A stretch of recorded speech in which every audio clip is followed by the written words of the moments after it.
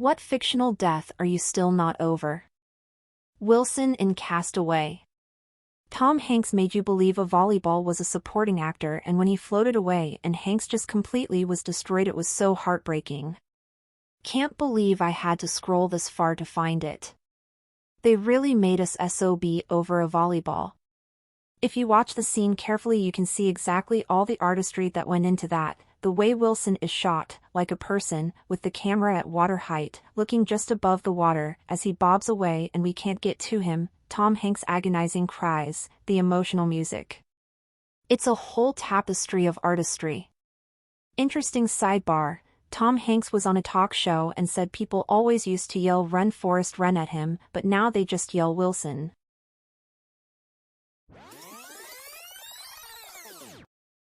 Ellie from Up. The first 10 minutes of that movie had me crying like a baby. Why Pixar? Why? Ellie and Tadashi from Big Hero 6 had my stepdad nearly destroyed. I still beat myself up for inviting him to watch BH6. His brother had just passed a week prior. I was completely unaware of the death that occurred in that movie. We sobbed uncontrollably, both as grown adults.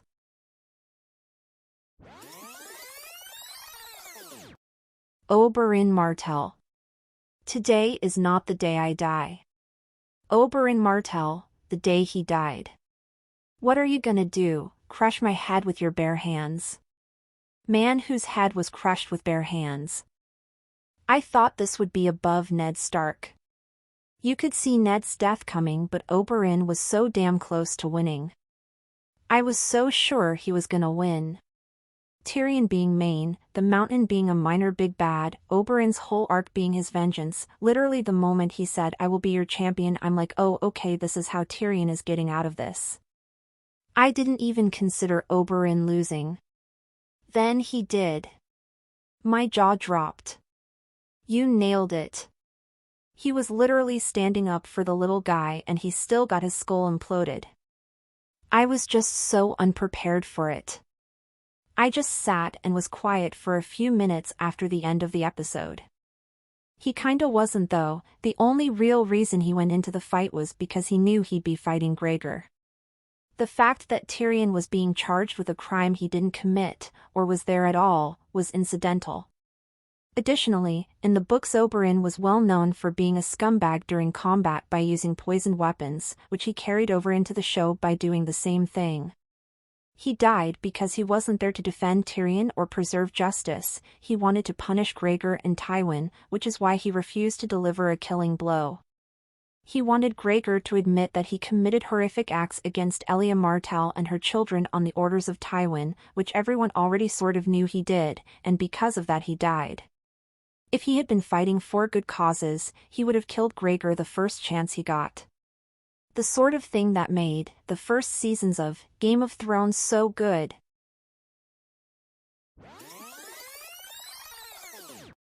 Fred Weasley, so unnecessarily cruel to us. Lupin and Tonks. Especially with leaving behind an orphan baby. Lupin broke me.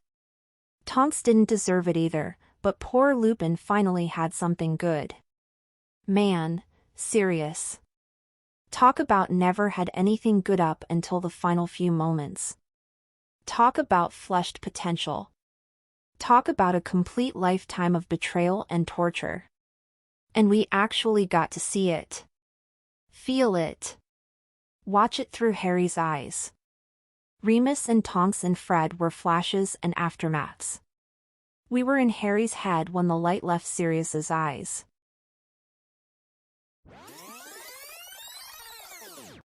Ned Stark, the writer makes you appreciate that man.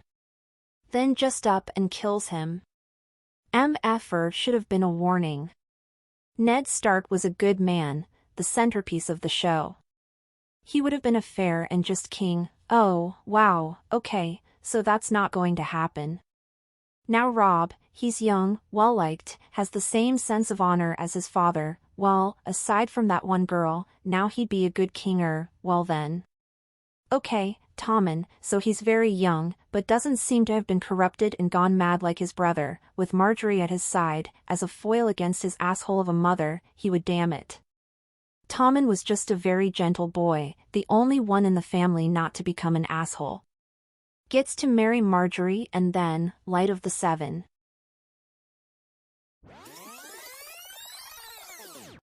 It's got to be either Bubba or Jenny from Forrest Gump.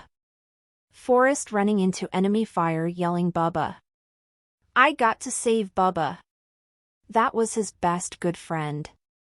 And Jenny, the love of his life, the sweetest name he had ever heard. Dang it, just thinking about it has me tearing up. I don't cry during a lot of movies, but I sobbed when Forrest was yelling that and when he found Bubba. Are you forgetting Mama? That was way more brutal for me. Forrest couldn't even talk about it.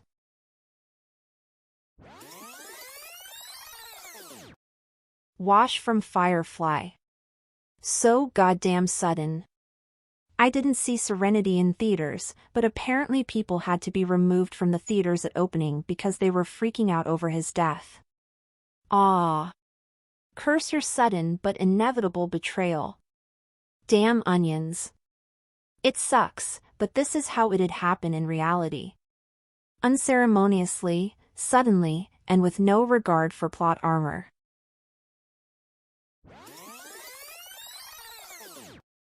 Mike, Breaking Bad.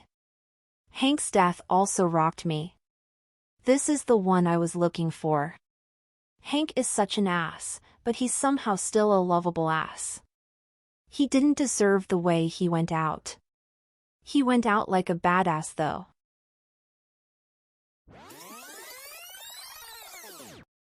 Aerith's death in Final Fantasy VII. We played Aerith's song at a celebration of life ceremony for our friend we lost too young. Everyone started sobbing so hard we couldn't talk, just hugs. We all played FF7 together when we were younger. Swapping the controller and taking turns, man, those were the days. Miss you, Woody. And then they made you do a boss fight while they played her theme. Beautiful. It's strange because it was a glitch that caused the song to continue playing during that fight. One YouTube challenge runner looked at that whole event as how tragedy can strike and life will not stop to accommodate for it.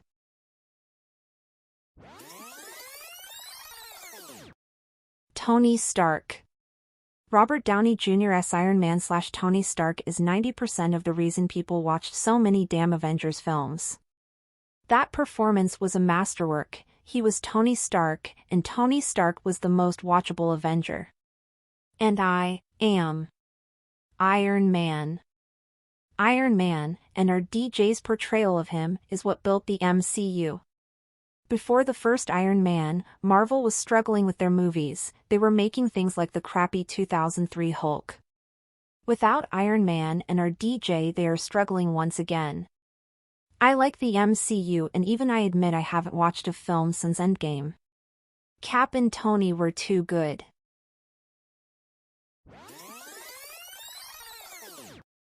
Charles Xavier from Logan. Not just the death, but the allegory for dementia that comes before it. Xavier mumbling "I'm sorry" over and over again legitimately gave me flashbacks to my grandparents and how ashamed they became at not being able to control their minds. That entire storyline was brutal. It shows that there are worse things than dying.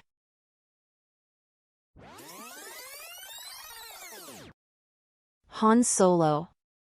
I frickin' love that guy, but Disney did him so dirty.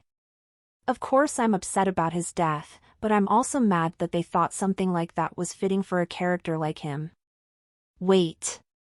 You think sacrificing himself in an attempt to save his son is out of character? While self-preservation is a hallmark of Han's story arc, he would always risk himself for those he loved. He placed his hand in the hilt. He ignited it so his son wouldn't have to. He saved Ben. That is 100% fitting for Han Solo, and I'll die on that hill. I'm also not over this one either, still. The story that Disney gave us is lame. Han and Leia had more kids in the stories that Disney declared non-canon. So would, or should, his other kids have been there to help out? We will never know, and I'm not okay with how his character was nurtured like this. Same with how they broke Luke, but with Han it felt so much stupider.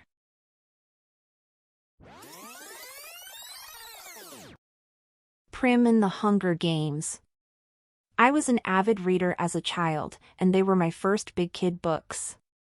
I remember I was in 5th grade sitting at my desk, reading Mockingjay instead of doing classwork, and when I got to that part 1 reread it a few times because surely that couldn't have been right. Then I put the book down for a week, hoping that when I picked it up again, something different would be written on the page. That was not the case. R.I.P.